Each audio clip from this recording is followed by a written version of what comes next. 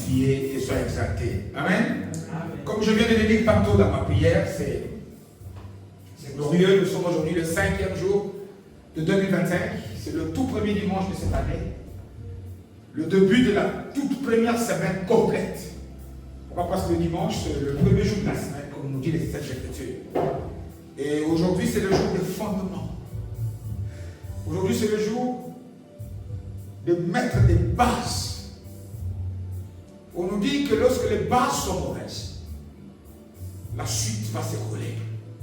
Jésus nous donne dans Matthieu 7 une parabole. Il dit qu'il y a deux hommes avec toutes les deux personnes une bonne intention. Tous, ils veulent bâtir une maison. Ils ont des moyens. Ils ont eu des idées géniales. Ils ont des terrains. Ils ont même commencé à bâtir. Matthieu 7. Mais on nous dit que lorsque pour l'un qui n'avait pas creusé, qui n'avait pas eu une bonne fondation, le jour où les tempêtes et les vents violents, on dit que sa maison a été transformée en quoi? En ruine. Amen. Nous voulons nous aussi avoir des bases. Parce que ne pensez pas que parce que nous avons dit bonne année, que l'année sera bonne. À combien ici, combien de plus chacun d'entre nous ici, nous avons entendu ce cri-là? Bonne année, bonne année. Qui peut garantir ici que cette année-là, parce qu'il a entendu bonne année, là, il a été bonne? Non. Non. Vivre une bonne année, c'est pas le fruit du hasard. Et vivre une bonne année ne se décrète pas. Il y a beaucoup de gens qui ont entendu. Je connais toi. Au nom de Jésus, il n'y aura pas de maladie. Combien d'entre nous ici sont malades ici présents, moi-même ici? Moi là-bas. Peut-être beaucoup de ceux qui ne sont pas là sont aussi dans la maladie. Combien de problèmes il y a? Le problème n'est pas de tomber malade. Le problème, c'est que malgré les maladies qui ont été en 2024, qui seront aussi en 2025, même plus tard, comment sortir vainqueur de tout cela? Amen. Amen. C'est impossible. Esaïe nous dit, Esaïe 42, verset 2, quand tu vas traverser le feu va faire quoi? Te consumer, mais traverser le feu. Il va y avoir de feu en 2024. Je ne suis pas un prophète de malheur. Ça, c'est la vérité. Ça, c'est la vérité. Dire bonne année ne veut absolument rien dire. C'est un slogan. Mais tout dépend des fondations. Sur quoi tu vas bâtir ta vie. Et j'ai tiré le thème qui va être une fondation qui va nous orienter tout au long de cette année. D'ailleurs, la plupart de nos messages seront orientés vers ce thème-là. C'est un thème tiré de la Bible. C'est un passage que j'ai tiré du livre de Job, au verset 22. Ce n'est pas ça la lecture. Ça, on dira, on peut noter 22, Job 22, verset 29. On dit ceci: aux décisions que tu vas prendre aujourd'hui, répondra ton succès. Amen. Amen. Tout dépend des décisions que chacun d'entre nous ici va prendre dans sa vie. Tu prends des mauvaises décisions, on a beau te dire 10 000 fois bonne année, tu vivras une mauvaise année. Amen. Amen. Et personne d'autre que toi ne peut prendre de bonnes décisions. Quand on prend des décisions, il est question de résolution. Il est question de choix que nous allons faire. Il nous a été dit dans la Bible, dans la parole de Dieu, que Dieu a placé devant nous le bien et quoi? Et le mal. Mais il nous conseille de choisir quoi? Le choix, c'est à nous de le faire. De choisir le choix du bien. De faire de bons choix. Et tout au long du message, fondation de ce jour, nous allons essayer de tenter de répondre à 3 questions. La première, quelles sont alors ces bonnes décisions à prendre? De quelle sortent-ils? Quels sont ces bons choix à faire? Pourquoi faut-il prendre des bonnes décisions? Pourquoi est-il utile? Dieu, tu nous as fait traverser 2024 à 2025. Oui, mais il y a des pourquoi. Il y a des pourquoi. Vous croyez que Dieu ne joue pas au loto? Il n'y a pas de loto au ciel. Dieu n'a pas fait des choses au hasard. Si toi et moi, nous faisons encore partie de la vie, c'est parce qu'il y a des attentes de Dieu. Amen. Amen. Amen. Pour qu'au milieu de tribulations, vous savez, nous vivons, je pense, je ne sais pas si vous l'avez appris, si vous ne me connaissez pas, depuis le premier Papa, remonte toi qui viens au là. Il y a un bien-aimé. Son épouse est venue nous voir samedi. Quand nous clôturions, nous étions ensemble, le deuil de maman. Le samedi, la veille du dimanche de Noël, où on a fêté à d'enfance. La femme est venue nous consoler. Le frère en question, il y a un mois, sa maman est décédée. Il y avait deuil. Et le vendredi qui précédait notre clôture, son épouse qui nous voit nous dit, tiens, papa n'a pas su recevoir les excuses de papa. Pourquoi? Parce qu'il est allé aussi assister à un deuil dans la famille à Lyon. Il revient lundi. Quand il revient lundi, il ne se sent pas bien. Un peu de fièvre. Il s'est dit que lundi, je dois absolument aller au travail lundi demain. Alors je préfère aller ici aux urgences de l'hôpital de Penne, qu'on me prescrive un traitement pour que je puisse pas aller au travail lundi. Il rentre, il est allé seul à l'hôpital, je pense lundi ou mardi. Et dans la nuit du mercredi à jeudi, il est couché, on l'enterre ce vendredi. La mort existe et elle existera toujours. Mais le problème, c'est pour nous, quels sont les choix à faire pour nous sortir vainqueurs de la mort? Les maladies, je l'ai dit, je le répète, le fait de dire bonne année, c'est des slogans. C'est des mots vides. On nous le dit, on nous le redit. On peut te dire bonne année alors que tu as faim. Et donc, tout ne dépend pas de Dieu. Jésus sur la croix, il a dit, Père, j'ai fait quoi? Tout accompli. Dieu a déjà fait ses choix. Il est là pour que nous puissions faire des bons choix, de choisir la part de Dieu. Et nous verrons sa gloire. Amen. Et c'est cela qui va constituer notre message, fondation, fondement. Mais avant toute chose, je vous prie de tourner nos Bibles, de lire un passage que j'aime beaucoup, que j'apprécie, qui va nous servir de guide pour asseoir ce message. 1 Corinthiens au chapitre 9e. Et nous lisons à partir du 23e verset. 1 Corinthiens au 9e chapitre. Et nous lisons la parole de Dieu à partir du 23e verset jusqu'au 27e. Donc le dernier du chapitre. Nous y sommes. Première lettre de l'apôtre Paul adressée à l'église de Corinthe, au chapitre 9e. Et nous lisons la parole de Dieu à partir du 23e verset. J'ai lu la parole de Dieu au nom de Jésus. Il est écrit ceci. Ça, c'est le parole, le témoignage que le Saint-Esprit a donné à l'apôtre Paul, qui nous communique, mais qui nous concerne chacun d'entre nous. Écoutez ce que Paul écrit et ce qu'il dit. Je fais tout à cause de l'évangile, afin d'y avoir part. Et il commence au 24e verset. Vous savez, quand quelqu'un commence une phrase par ne savez-vous pas, ça voudrait dire qu'il te dit que tu dois savoir ça. Mais ce que tu parles ici, c'est une église. C'est que tu as un comportement mauvais et tu es censé savoir que ça, c'est l'église. Amen. Il dit, ne savez-vous pas que ceux qui courent dans le stade courent tous, mais qu'un seul remporte le prix. Amen. Nous pouvons tous venir en 2025. Tous, on ne va pas réussir. Amen. Amen. C'est bien d'être en église, c'est bien de fêter, de réveillonner, de danser. Mais tous, je l'ai dit, ne vont pas réussir. Et il ajoute, pour réussir, courez de manière à faire quoi? À le rapporter. Vivez en 2025 de manière à ce que la victoire soit pour toi. Si tu cours mal, tu as couru mal. La faute n'est pas de Dieu. Parce que le coureur, c'est qui? C'est toi, c'est moi, c'est de tous. Tous ceux qui combattent s'imposent toutes sortes d'abstinence. Et ils le font pour obtenir une couronne corruptible. Mais nous, faisons-le pour une couronne incorruptible. Et il nous livre ici son secret. Le secret qui fait que nous avons lu il y a quelques semaines, quand il arrive à la fin de sa vie, il dit, moi j'ai combattu le bon combat. J'ai achevé la course, j'ai gardé la foi, j'aurai la couronne. Il dit, son secret c'est moi donc, je cours, non pas comme à l'aventure. Je frappe, non pas comme batailleur.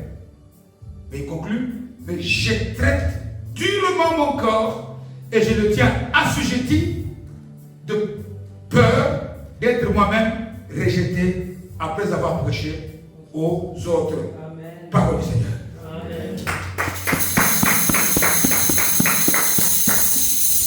Le passage est court et le passage est clair. Amen. On peut, et c'est le plan de Dieu, ce n'est pas un hasard.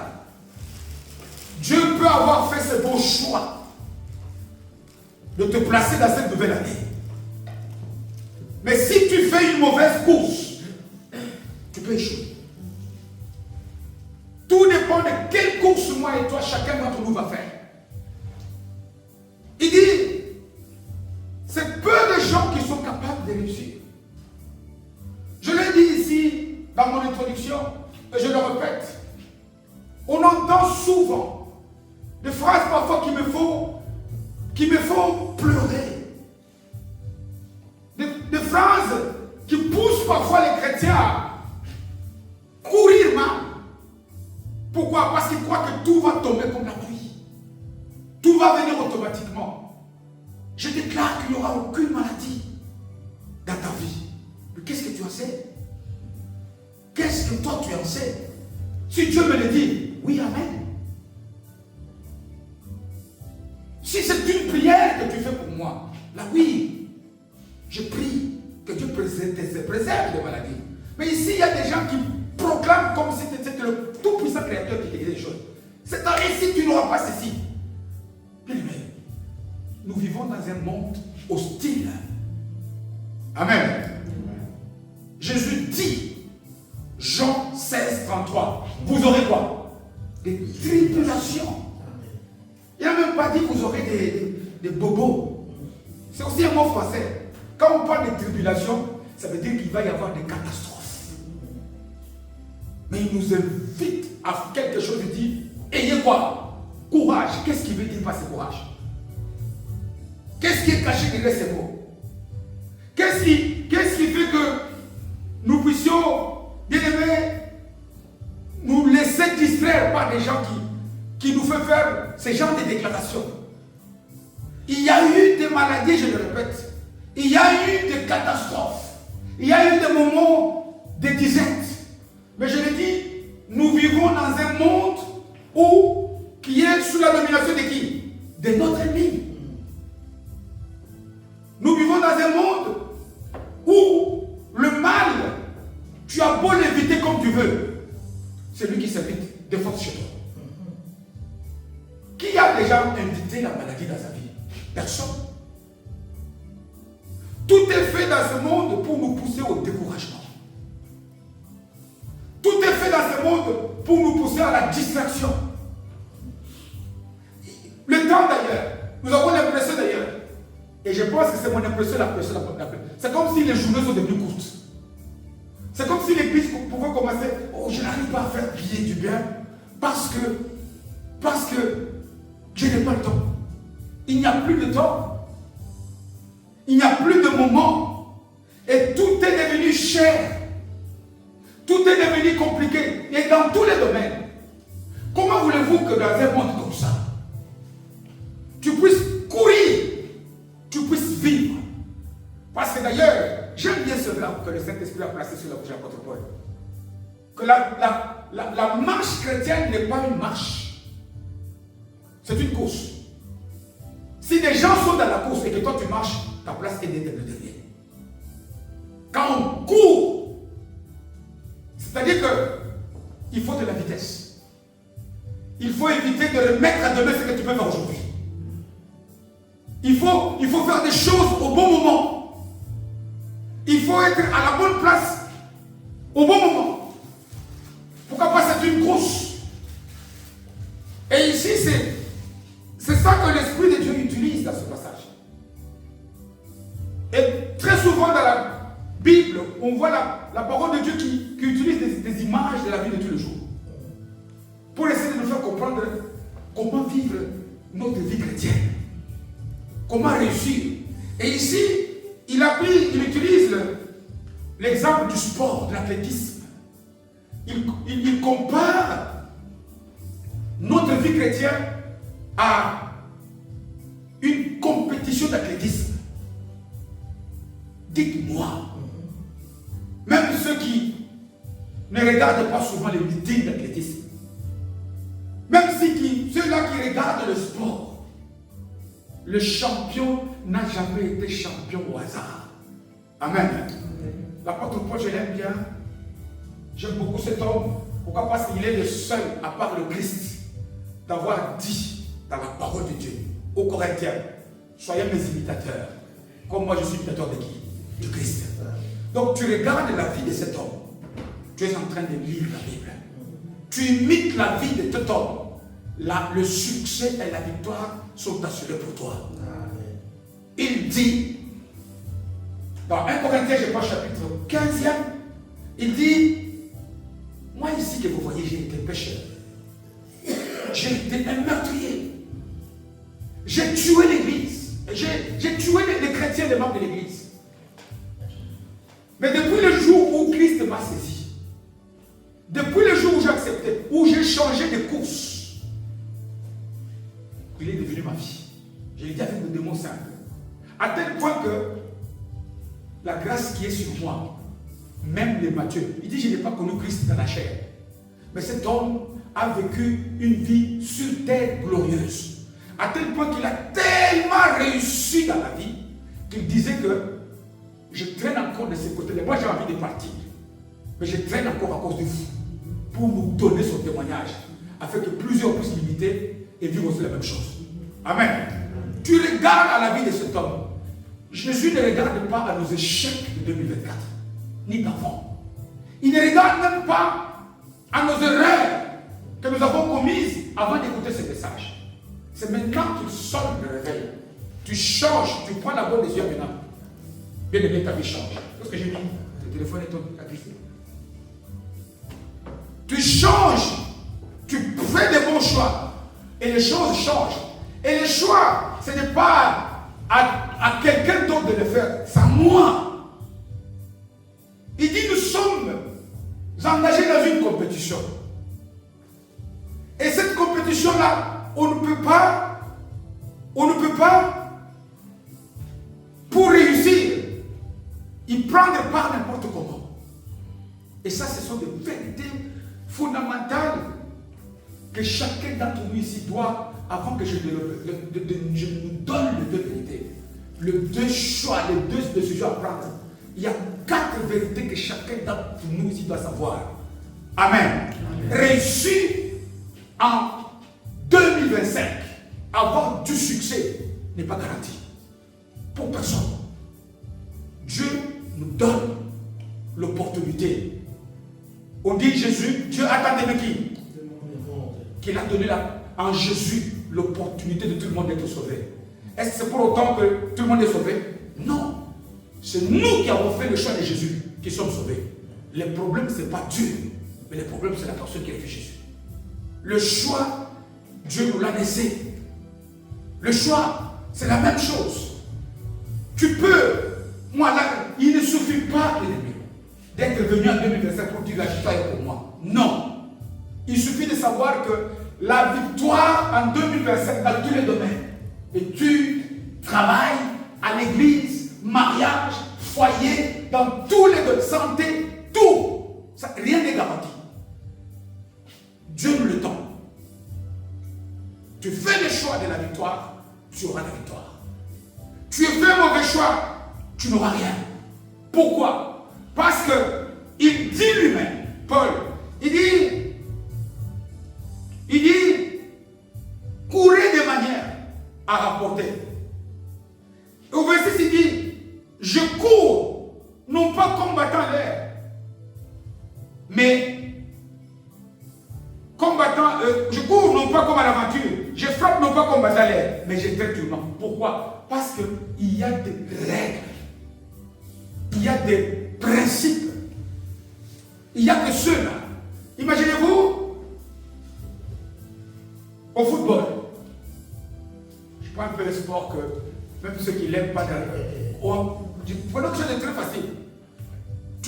Tu es un attaquant. Tu as beau être meilleur que je ne sais pas appeler. Mais tu es derrière la défense adverse. Tu peux marquer 10 buts. La Bible va siffler que tu es comment? Oh, parce que tu n'as pas respecté un principe. Il y a des règles et il y a des principes que chaque chrétien doit connaître. La plupart d'entre nous ici, il y a des principes dans tout domaine. Il y a des principes. Quand je dis tout domaine, même, il y a des principes pour savoir prier. Comme Jacques me dit, vous priez, vous ne recevez pas. Pourquoi? Vous priez mal. Est-ce que nous connaissons les règles de la prière? Est-ce que nous savons pourquoi est-ce que la seule chose, moi j'ai toujours pensé à cette chose-là. Jésus a des disciples, il a des apôtres, Jésus fait des miracles terribles. La seule question qu'ils lui ont posée, ils ne disent pas, maître, enseigne-nous comment faire des miracles. Ils disent, enseigne-nous à faire quoi? À prier. Parce que quand tu connais les secrets de la prière, les miracles vont te suivre.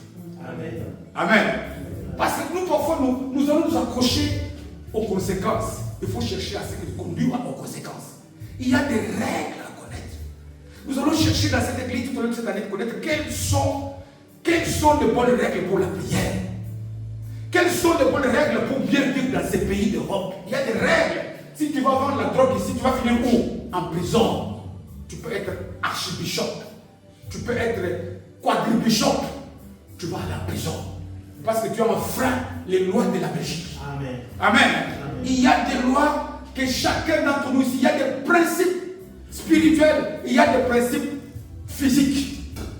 Même dans nos familles bien-aimées. Il y a aussi des choses que nous devons connaître pour avoir la paix dans les familles. Il y a des choses que nous devons connaître pour être disciplinés. Pourquoi? Parce que voilà pourquoi est-ce que l'Esprit de Dieu a placé sur le cœur de Paul de prendre cet exemple, de comparer la vie chrétienne à une compétition sportive, d'athlétisme.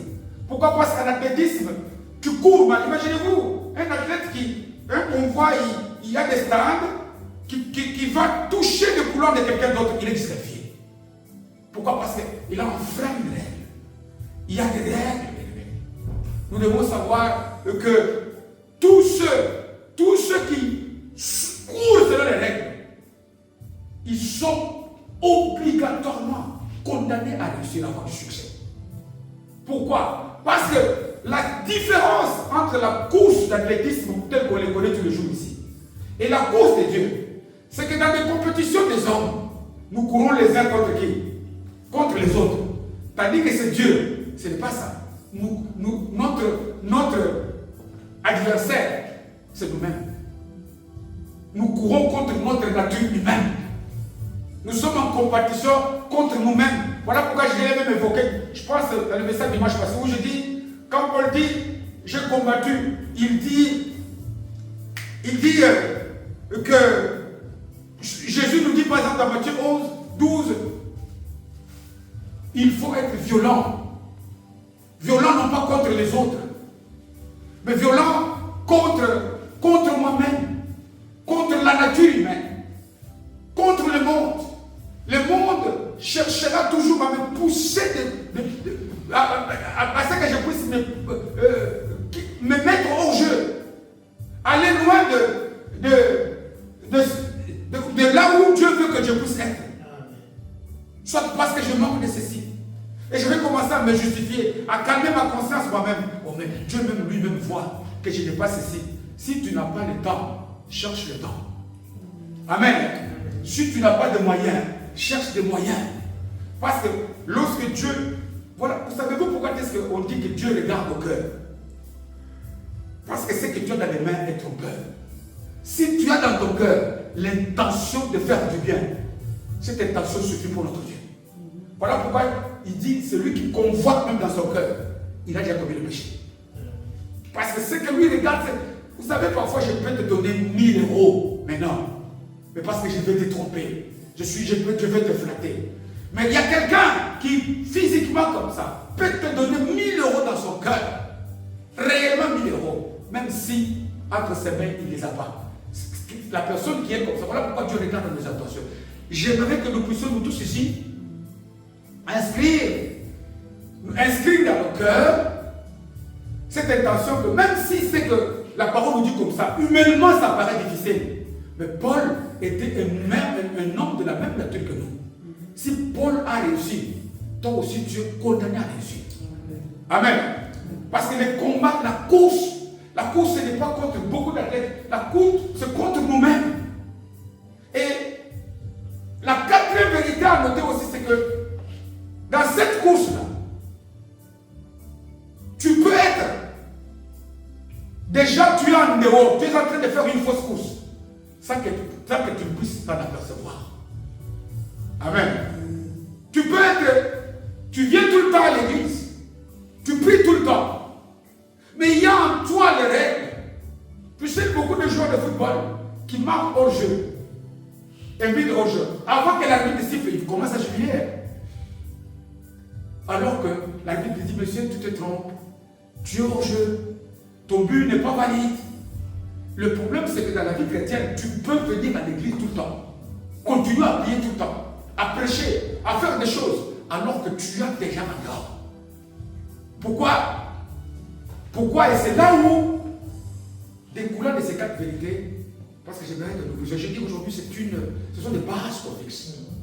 C'est la direction que les Saint-Esprit nous donne. Que chacun d'entre nous ici va essayer de mettre en place. Parce que chacun a sa destinée. Chacun, je l'ai dit tantôt, je pense, que Dieu a des buts. Il a tout fait pour un but. C'est le livre de Sage Salomon qui le dit. Il dit il a fait tout pour un but. Même le méchant le jour. Donc le but de Dieu, attendu par toi, ce n'est pas ce qu'il attend de moi. Dans certains domaines, nous pouvons avoir des choses semblables, mais dans d'autres pas. Voilà pourquoi chercheur doit chercher à connaître quels sont ses buts à lui. Vous lirez dans la Bible ici. Des gens à qui Dieu avait donné la possibilité d'expérimenter de grandes choses dans leur vie.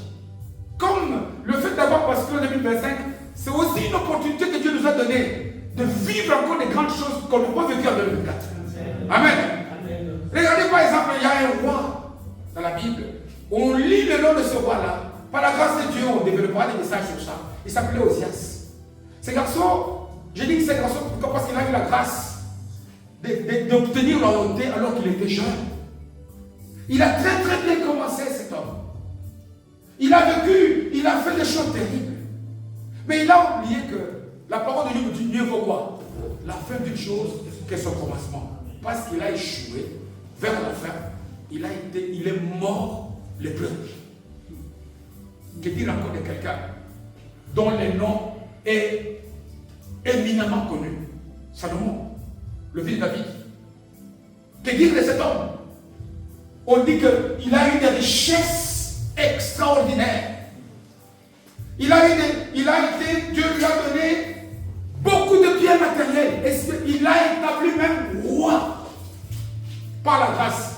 Alors que c'est son père, David, qui avait eu l'idée de vouloir bâtir une maison pour son Dieu. Mais regarde que c'est lui qui dit non.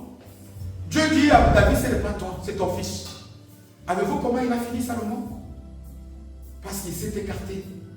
Il s'est écarté des règles de la course. Et il y a beaucoup de gens tels que Saül. La plupart d'entre eux, très souvent, j'entends cette phrase qui vient quand on parle de la vie de cet homme.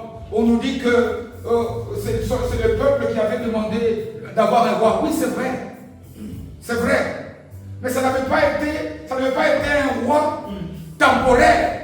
Pourquoi? Parce que lorsqu'il rate, lorsqu'il échoue, lorsque le prophète Samuel vient voir cet homme, il lui dira, à 1 Samuel, chapitre 16e, il dit, Dieu allait affermir ton trône comment? Éternellement. Amen. Maintenant tu as échoué. Amen.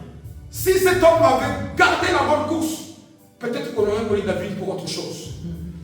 Bien aimé, ma prière, c'est que tu ne passes pas le flambeau que tu as donné à quelqu'un d'autre. Le flambeau que Dieu t'a donné pour cette année, garde-le fierement. Tu vas aller loin au nom de Jésus. Garde et demeure dans les rêves. Dieu veut que toi tu réussisses. Dieu veut que toi, malgré tes limitations, vous savez que Dieu donne un flambeau à un homme qui est Moïse. Quand Moïse lui dit, je ne sais pas parler, dis-nous c'est toi. Je vais te donner un interprète. Parce que ce flambeau c'est pour toi. Si Moïse avait refusé, il aurait pu passer son flambeau à son frère Aaron. Or, quand on fouille la Bible, on dit que Aaron avait été placé à côté de Moïse pour qu'il puisse parler la part de Moïse. On voit nulle part où Aaron parlait. Dieu fait des choses à sa manière. Amen. Nous ne devons pas, nous devons cesser, bien aimés, de céder notre flambeau à quelqu'un d'autre. Nous devons demeurer dans le rêve. Nous devons rester dans le couloir. La réussite est possible et la réussite est facile. Dieu veut que nous puissions être la tête. Amen. Et les deux décisions que chacun d'entre nous doit prendre, ces deux résolutions-là, où Job 22, 29 nous dit, aux décisions que tu vas prendre, répondra ton succès. Où il dit, les résolutions, les choix que tu vas faire, seront ces choix-là qui vont être déterminants pour que tu puisses sortir vainqueur. Il concerne deux choses. Amen. La première résolution, bien-aimée, c'est que chacun d'entre nous ici, chaque jour à partir de maintenant, pas demain, ne dis pas ici, vous savez, on dit, ne remets pas demain ce que tu dois faire aujourd'hui. Parce que demain appartient à qui? À Dieu. Demain, ce n'est pas pour personne ici. L'instant à venir, à partir d'aujourd'hui, nous devons être chaque instant de nos vies, être dans la quête de ce qu'on appelle la direction divine. Où est-ce que Dieu veut que j'aille? Pourquoi? Parce que je l'ai dit tantôt. Lorsque nous sommes, Paul évoque ici l'exemple d'une compétition sportive. Dans une compétition sportive, j'ai dit qu'il y a des règles, quelles que soient les disciplines, en tennis, en volleyball, en basket, en athlétisme, il y a des règles à suivre. Mais répondez-moi un peu chacun dans son cœur. C'est qui fixe les règles à respecter? C'est qui? C'est l'athlète? C'est l'organisateur. Si moi et toi, nous avons basculé dans cette course de 2025, nous allons courir encore pendant 12 mois. Qui a fixé les règles? Donc chaque jour, c'est vers lui que tu vas pousser. C'est vers lui que tu vas avoir les orientations. C'est Dieu qui doit te montrer dans quelle direction tu dois marcher. Mais si tu roules, si Dieu te veut à gauche et que toi tu vas à droite, quelle que soit la bonté de ce que tu fais, tu vas échouer. Quelle est la direction que toi tu es en train de suivre? Vous savez, quand Dieu te fixe une direction, lorsque chacun d'entre nous ici suit tout au long de cette année la direction que Dieu lui a indiquée, il a beaucoup d'avantages. Le premier avantage, la direction divine nous donne la garantie que même si on ne le voit pas, Dieu est toujours présent à nos côtés. Amen.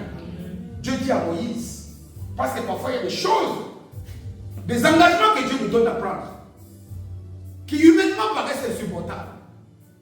Quand Dieu dit à Moïse, par exemple, va chez Pharaon, humainement c'était facile. Voilà pourquoi Moïse, il nous dira, tu peux tout me... C'était un homme qui avait vu les miracles, où il dit, si je ne suis pas avec toi, je ne fais pas. Je ne pars pas. Et quand il vient, il rencontre Josué, le successeur de Moïse. Il dit, va conquérir Canaan. Tout lieu que foulera. Mais il ajoute comment? Je ne t'abandonnerai pas, je te laisserai pas. N'est-ce pas? Mais il ne va pas abandonner Josué. Il ne va pas le laisser s'il marche dans quelle direction? Pour aller conquérir Canaan. S'il va dans une autre direction, si bonne soit-elle, Dieu ne sera pas avec lui. Nous devons, bien aimés, être dans cette quête de pouvoir chercher dans quel sens Dieu nous veut. De pouvoir chercher dans quel... Pourquoi? Parce que c'est Dieu qui a... C'est dans la direction de Dieu, bien aimé. On nous dit, qu'est-ce que le sage Salomon nous dit? Non, c'est Jérémie. Jérémie 29:11. Un des versets les plus connus sur la Bible. Il dit, Dieu a... Voici le plan que j'ai pour vous, n'est-ce pas? Le plan de paix et non de malheur. Mais celui qui a des bons plans, c'est qui? Maintenant, si c'est lui qui te dit j'ai le bon plan, il te dit place c'est Nico ici, toi tu places ailleurs, toi réussis comment? Nous devons aller là. Voilà pourquoi les gens qui ont compris cela, comme David, Dieu me dit, un jour, il revient fatigué. Il est le cadet de la famille. Il a faim. Dieu me dit, va voir tes frères. Offrande. David pouvait dire aussi, je suis fatigué. Est-ce que c'est impoli? Non. Papa, est-ce que tu peux attendre? Tu peux attendre que je puisse un peu ne fût-ce que me laver. On nous dit qu'il a pris. Il arrive au front. Mais parce qu'il était dans l'élection, Dieu l'a accompagné. Dieu l'a accompagné, même devant Goliath, il l'a terrassé. Amen. Parce que David était dans la direction de Dieu. Comporte-toi. Vous savez, la direction de Dieu, on verra. Ici, j'ai dit une fiction de base. Dans les détails, ça voudrait dire quoi? Marcher vers la direction qui te pousse, où tu vis la vie de la vérité. Où tu vis la vie que lorsque les gens... Vous savez, on nous dit ceci. Ça, c'est Paul aussi qui parle aux Éphésiens, chapitre 2, 2e, verset 10e. Nous sommes l'ouvrage de qui? De Christ. Et qui nous a établis pour faire quoi? De bonnes œuvres.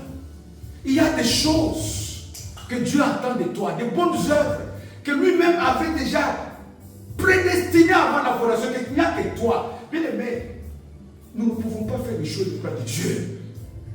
Si Dieu a dit que ta prière, c'est la prière que tu feras au mois d'avril pour que Dieu bénisse la vie de papa Raymond, si tu ne le fais pas, tu auras des points avec Dieu. Amen. Nous devons, voilà pourquoi nous devons être attentifs. Voilà pourquoi nous devons être là, quand on est dans la direction de Dieu, la garantie d'avoir la présence de Dieu. Et la présence de Dieu implique quoi? La victoire. Parce que Dieu n'échoue pas. Dieu n'échoue pas. Hein? Dieu ne peut pas échouer. J'ai dit ces choses avec insistance. Je le répète, c'est le tout premier message de cette année. Retiens-le, grave-le, répète ce message. Nous allons le poster sur YouTube par la grâce de Dieu. Et ne l'écoute pas aujourd'hui. Moi-même, par la bouche de qui Dieu me le donne, je vais l'écouter.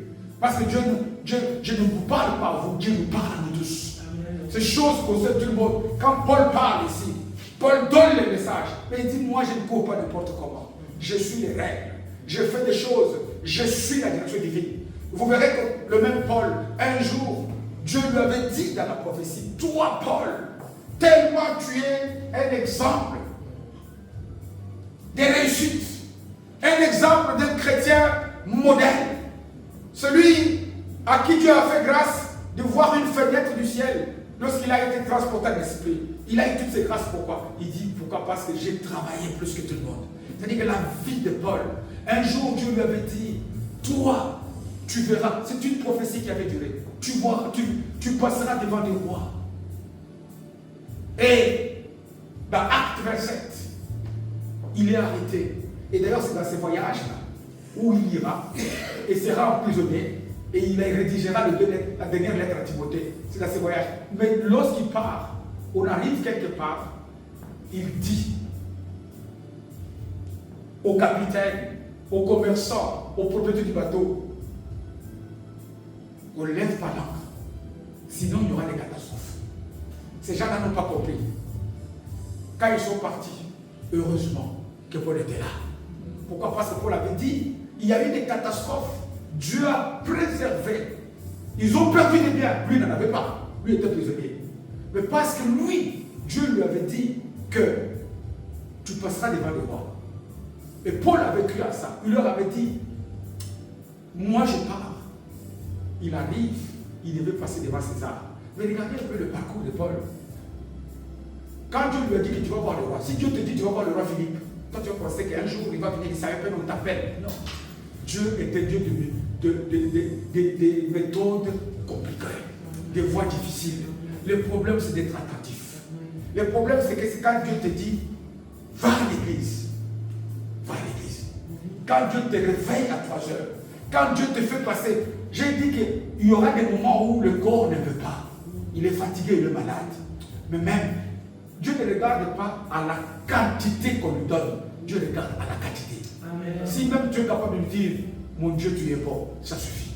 Même si tu es capable de l'exprimer par des soupirs inaudibles, Dieu entend. Parce que Dieu n'entend pas ce que tu déclares. Dieu entend ce qui est dans ton cœur. Amen.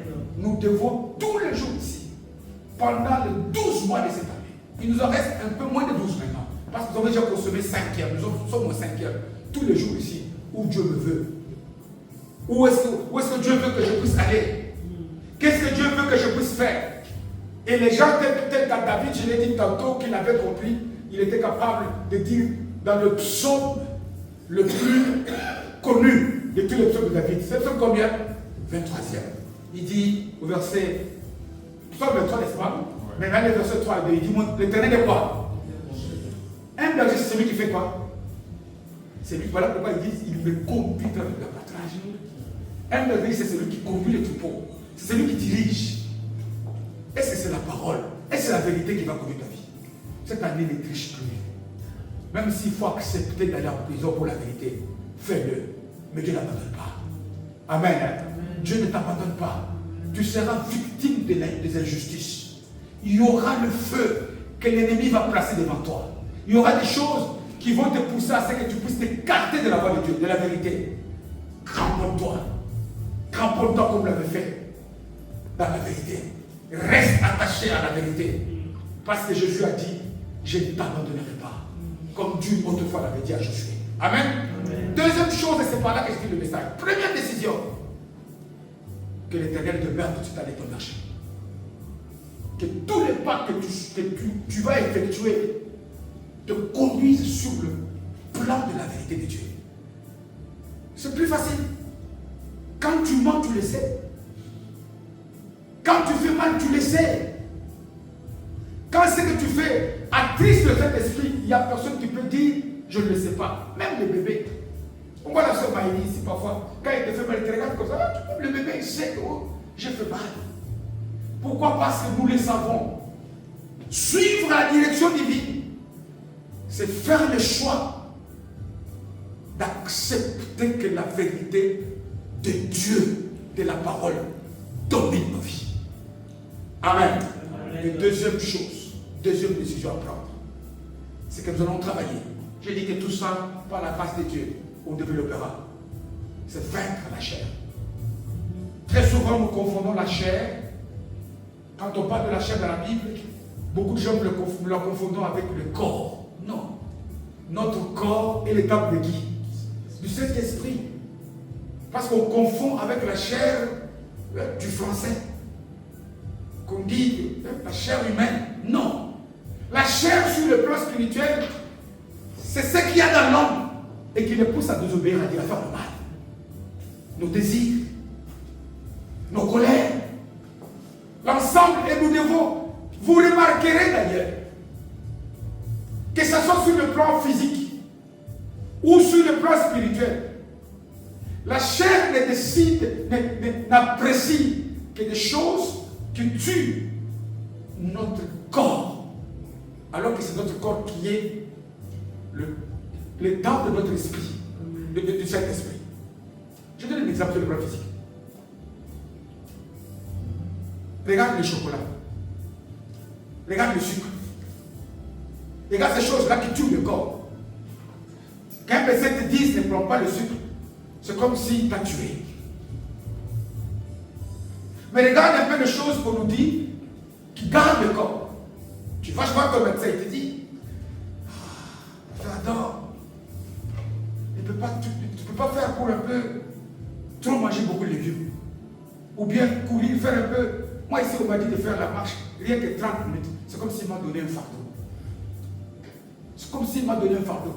Tout ce que la chair aime tue le corps. Alors que le corps, c'est notre corps qui transporte le Saint-Esprit. Regardez-le. La chair n'aime pas que tu puisses te lever à minuit pour prier. Alors que si tu pries, ton corps est en bonne forme physique. Il y a des gens ici parfois, on doit prier pour qu'est-ce qui fait que ce jour je n'ai pas faim. Mais dis un jour, si tu doutes de ce que je dis, prends la décision maintenant, que je vais jeûner aujourd'hui jusqu'à demain. Tu vas voir comment ton corps va commencer à réclamer. Amen. C'est comme si tu vas mourir ce jour-là. Partout où tu passes, tu sens l'odeur. Oh, aujourd'hui on a fait de bon goût là-bas. Tu vas devenir comme un restaurateur. Comme un restaurateur. Je me souviens, il y a quelqu'un ici, je le cite pour un exemple. Il revient de l'école. Il est même enrhumé. Il traverse la journée devant chez nous pour faire l'accident. Depuis qu'il rentre, maman, je sais que tu as fait du pandou. Pourquoi? Parce qu'il a faim. Parce que ça, ce sont les désirs. On dit, notre chair a des désirs contraires à ce quoi? De l'esprit. Nous devons, voilà pourquoi il dit, Paul, moi je traite comment ma chair? Durement. Je l'assujettis. Nous devons être capables d'assujettir tous les désirs de la chair. La chair veut que lorsqu'on t'a trahi, tu t'énerves. Amen. Hein? Mais l'esprit te dit, pardonne. Bois de l'eau.